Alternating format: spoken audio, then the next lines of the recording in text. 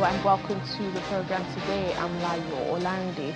We begin with diplomatic rift between Algeria and Mali. Both countries have closed their airspace to flights from one another as the row over a drone that was shot down close to their common border escalates.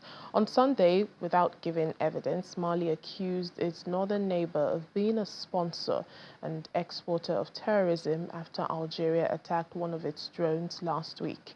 Algeria was the first to ban flights to and from Mali. Then Mali later said it was doing the same to all Algerian flights in reciprocation. Sunday's strongly worded statement from Mali's foreign ministry had challenged Algeria's earlier explanation that the unmanned surveillance aircraft had violated its airspace. The statement described the downing of the drone as a hostile, premeditated action. Algeria describes the allegations regarding terrorism as lacking seriousness, and they warrant no attention or response. Mali's armed forces are fighting ethnic Tuareg separatists in the north. They have a stronghold in the town of Tinzoutin, which straddles the Mali-Algeria border. Egypt's President Abdel Fattah el-Sisi is emphasizing the importance of reaching an immediate ceasefire in the Gaza Strip. Now, this was during a joint press conference with his French counterpart Emmanuel Macron in Cairo. He says achieving sustainable peace and stability in the Middle East will remain a far-fetched issue as long as the Palestinian case is not settled fairly. The two leaders also discussed the situation in Syria, emphasizing the importance of preserving Syria's unity in its transitional political period, as well as restoring the normal flow of ships in the Egyptian Suez Canal following targeted attacks on ships by Israel due to the continuation of the war in Gaza. Mr. Macron was in Egypt on Monday to meet with President al-Sisi and later with Jordan's King Abdullah II, close Western allies who are also calling for a ceasefire. The French president will travel to the city of El Arish to call for a return to a ceasefire. According to a statement from his presidency, this will benefit the release of all hostages and the security of the Gazan population. We're in South Sudan now, where the country has said it will now allow the entry of a man deported from the U.S. And this is a dramatic climb down aimed at diffusing a visa row between both countries. On Saturday, U.S. Secretary of State Marco Rubio announced that the U.S. would be revoking U.S. visas for all South Sudanese. He said it was in response to South Sudan's refusal to accept the return of its citizens being removed from the U.S. In its initial reaction, South Sudan's foreign ministry said the move was based on the case involving someone who had been incorrectly identified as South Sudanese and was sent back as a result. The government now says it will allow the man to enter the country in the spirit of friendly relations. It adds that the deported man, identified as a Democratic Republic of Congo citizen, could arrive in the capital, Juba, as early as Wednesday. The Foreign Ministry also says, as a result of this decision, the government has instructed relevant authorities at the Juba International Airport to facilitate the Congolese citizens' arrival. Let's discuss this further. Joining us now is Channels TV's Sahel correspondent Mo Sani Aliyu for more on this. Hello, Mo. Thank you for joining us. Thank you. Hello. Thank you for having me. Well, first, there was panic about, the visa ban and a refutal by the South Sudanese government, which said the individual that was deported was Congolese and not South Sudan. But things have changed. The government's position has changed, saying that they will allow that man now into their country. Yeah, that's right. The person in the question was actually a Congolese citizen. He's been interviewed and he has accepted that he is South Sudanese, Congolese, but The actual person the US was trying to deport to South Sudan is called Nimeri Garang. Mr. Nimeri is still in the US as we speak, has not been deported yet. So the wrong person was actually deported by the US, according to the South Sudanese government, which seemed to have irked them. It annoyed them to no end. And that is why they released a statement after refusing to accept the man who is right now back in the US. So this is the situation right now. The US took unilateral action by canceling all visas that have been issued to all South Sudanese worldwide who are trying to get into the US, and also taking further punitive measures against the South Sudanese government. Going to affect a lot of South Sudanese citizens that want to travel to the United States because, I mean, there are conflicts back home. How would a visa ban impact on these feelings to emigrate?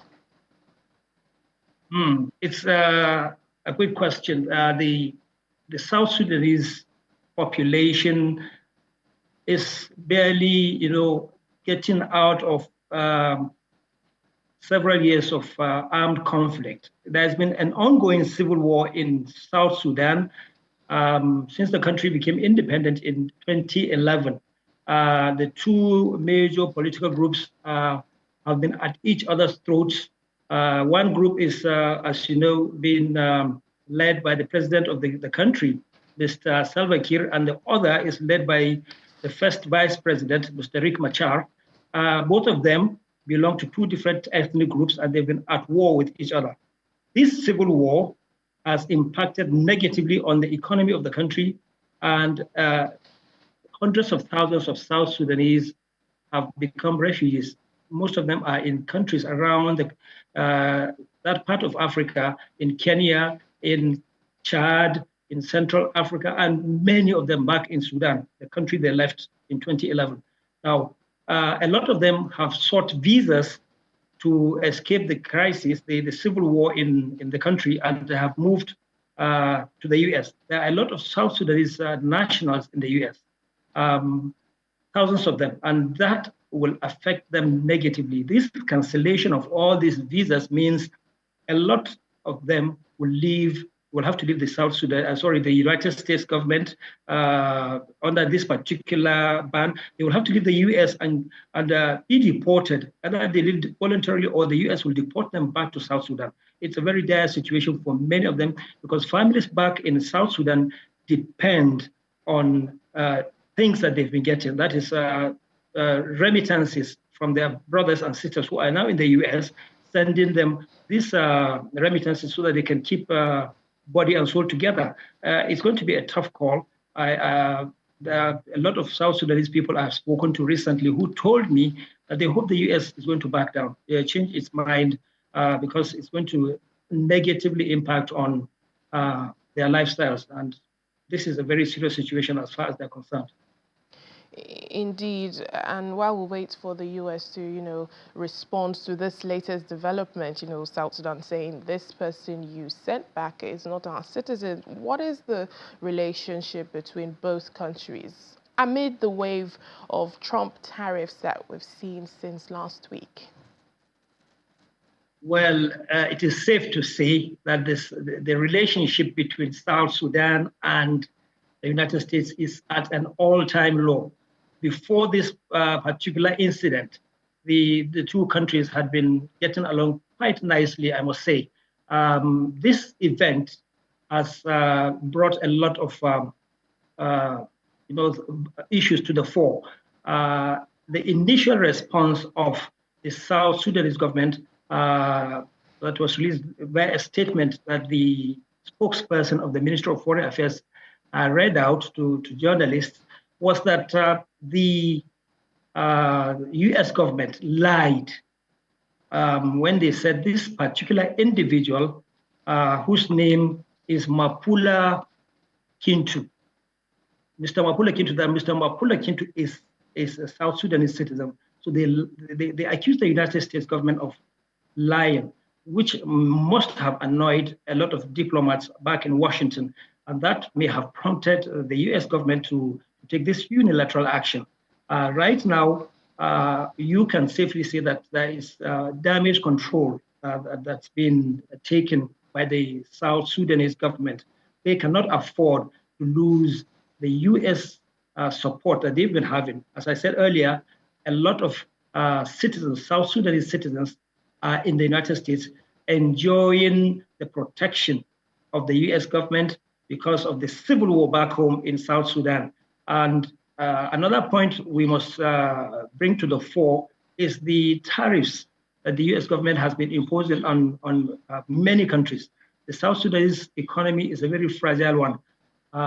The exchange rate one South Sudanese pound, sorry, $1 to the South Sudanese pound is about 6,000 South Sudanese pounds to $1. And they are looking for ways and means to show up, to build their economy. Having this kind of crisis coming up right now is terrible for the economy of the South Sudanese. It will impact seriously and negatively on the economy of the South Sudanese government.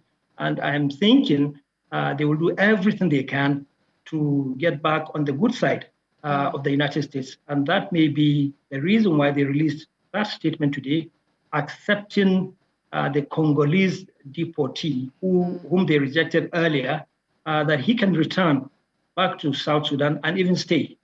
Meanwhile, they're still accepting that, okay, the actual person, Mr. Nimeri Garang, who is the person that was supposed to be deported earlier, that they are expecting him to return to.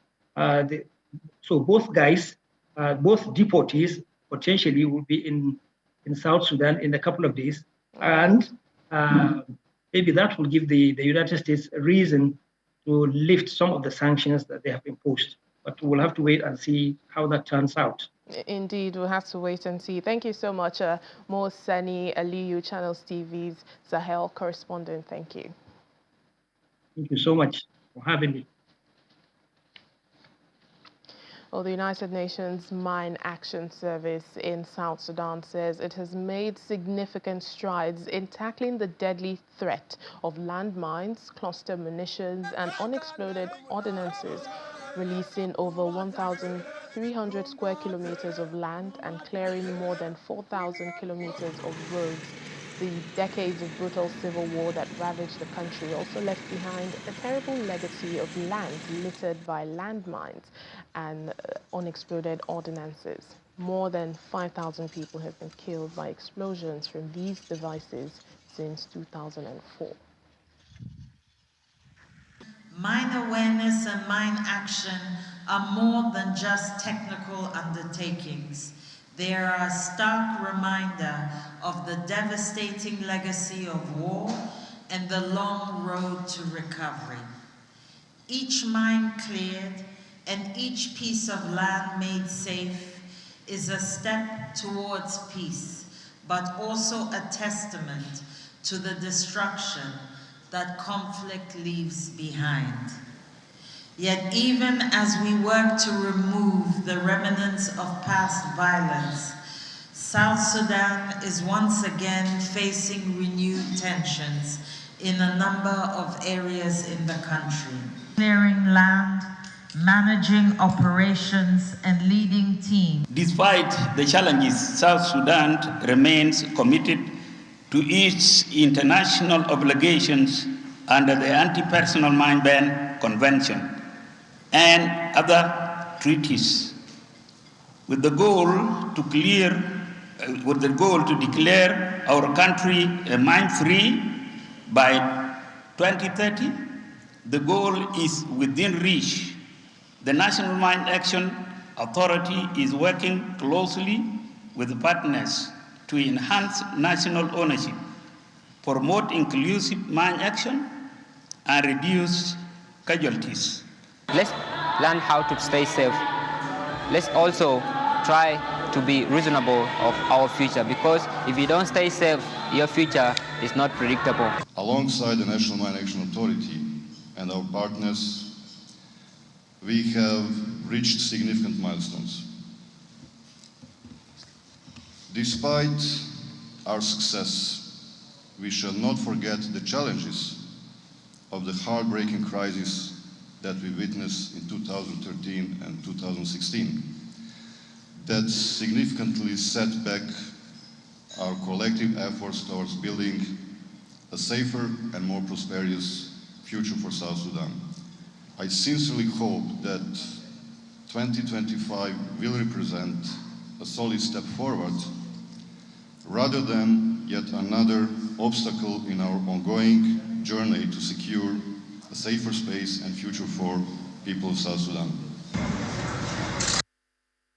The United Nations says it is gravely concerned by reports of civilians fleeing Sudan's capital, Khartoum, due to the violence and fears of extrajudicial killings. And this follows the latest shifts in the control of the capital city.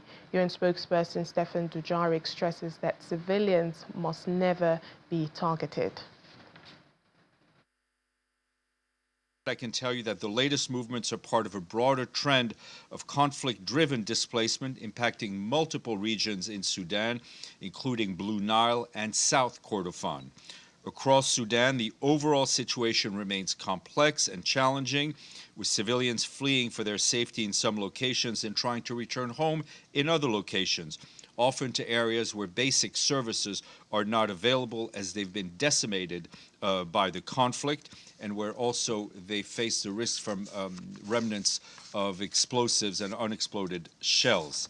OCHA is working to reach people in South Kordofan's capital, Kadiguli, by facilitating the dispatch of a humanitarian convoy carrying nutrition, health, water, and purification supplies. However, the convoy remains stalled in Al Obeid, the capital of North Kordofan, due to insecurity and bureaucratic impediments. Furthermore, our Undersecretary General for Humanitarian Affairs, Tom Fletcher, expressed his outrage yesterday over reports of escalating attacks against community kitchens and safe spaces run by volunteers in Sudan. Humanitarians must be protected and must be supported, he said.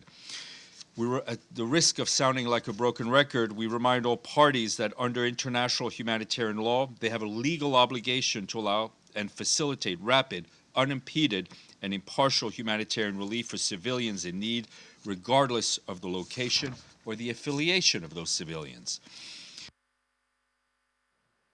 The United States Trade Representative is berating Nigeria for imposing import ban on 25 different product categories, which he says is impacting American exporters. And this is coming at a time tensions are rising over the sweeping tariffs imposed on several countries by U.S. President Donald Trump.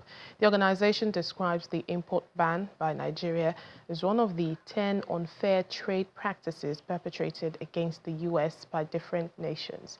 The organization says import restrictions placed on items like beef, pork, poultry, fruit juices, and spirits limits U.S. market access and reduces export opportunities. The federal government of Nigeria has acknowledged the recent imposition of a 14% tariff on Nigerian exports by the U.S., stating its commitment to mitigating the impact while accelerating economic diversification.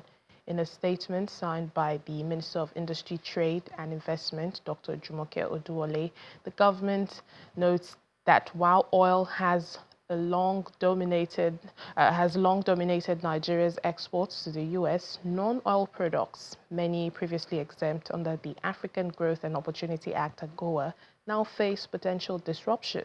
It adds that the new 10% tariff on key categories may impact the competitiveness of Nigerian goods in the U.S. The Crown Princess of Sweden, Her Royal Highness Victoria Ingrid Alice Desiree, today arrived in Lagos to pay a visit to the Lagos state government. She says her visit is to strengthen diplomatic and economic ties between Sweden and Nigeria. The Crown Princess of Sweden also reaffirms her commitment in working with the Lagos state government in the area of technology and other sectors that benefit both countries.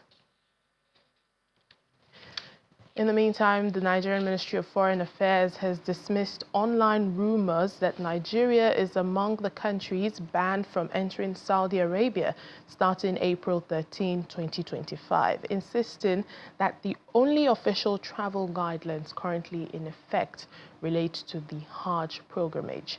The ministry said that the only official restriction applies to holders of tourist visas during the Hajj season, noting that from April 29 to June 11, 2025, individuals with tourist visas will not be allowed to enter Mecca or perform Hajj. In a statement issued on Monday by the media aide to the Minister of Foreign Affairs, Al-Qasim Abdul Qadir, the ministry explains that the claims being peddled in some quarters are false, adding that Saudi authorities have also confirmed that no such entry ban is in place. In the meantime, Nigeria's National Drug Law Enforcement Agency, NDLEA, and Saudi Arabia's General Directorate of Narcotics Control, GNDC, have signed a landmark MOU to strengthen cooperation in combating drug trafficking between both countries. Signed in Riyadh by the NDLEA chairman, Brigadier General Buba Marwa, the agreement covers intelligence sharing, joint training, logistics, coordinated investigations, and data exchange on drug offenders. Mr. Marwa hails the pact as a vital step in tackling global drug challenges, citing previous successes from joint efforts, including major seizures and arrests. While GNDC's Major General Al-Khani affirmed Saudi Arabia's commitment to the partnership, marking a new chapter in bilateral narcotics control. The Chairman CEO, Nigerians in Diaspora Commission, NIDCOM, Honorable Abike Dabiri Erewa, has been conferred with another doctorate degree by Smart Island University in the Kingdom of Saudi Arabia for her humanitarian services and pioneering efforts in diaspora development. Conferring the award on her in Saudi Arabia, the registrar of the institution, Dr. Mohammed Al-Mutairi, eulogized the NIDCOM boss on her diligence and relentlessness. The registrar notes that the university has almost 90 Nigerian students studying various courses at the university, and the intention of the school is to further deepen relationship with Nigeria, including setting up a campus in the country. Receiving the award of honor, Ms. Dabiri Erewa thanked the institution for conferring her the doctorate degree and also thanked the Association of Nigerians in the Kingdom of Saudi Arabia for their efforts in mobilizing Nigerians in the kingdom in projecting the good image of the country. A date for the formal conferment will be announced later in the year. Unexpected here in Saudi Arabia, getting a doctorate degree from one of the best universities here, Smart Island University. Honorary doctorate certificate presented to me. Thank you very much. I really do appreciate this. Thank you. You are welcome. And prostrate to you until I took the first step, and that's when you opened. The United Nations is commemorating the 31st anniversary of the International Day of Reflection on the 1994 genocide against the Tutsis in Rwanda. Addressing the ceremony at the UN General Assembly, Secretary General Antonio Guterres says this period of Rwanda's history is a reminder that the world and no society is immune from hate and horror. He is calling on countries to become parties to the Genocide Convention and also to honor the responsibility to protect their citizens from genocide, war crimes, ethnic cleansing, and crimes against humanity. This terrible period of Rwanda's history reminds us that no society is immune from hate and horror. And as we reflect on how these crimes came about, we must also reflect on resonance with our own times. I call on all countries to become parties to the Genocide Convention without delay, and to honor the responsibility to protect their populations from genocide, war crimes, ethnic cleansing, and crimes against humanity. The phrase "never again" must go beyond symbolism. It must guide our policies, actions, and be a litmus test to our collective morality and responsibility. These are days of division. And that's it on the program for today. Thank you for watching. I'm Layo Olarinde.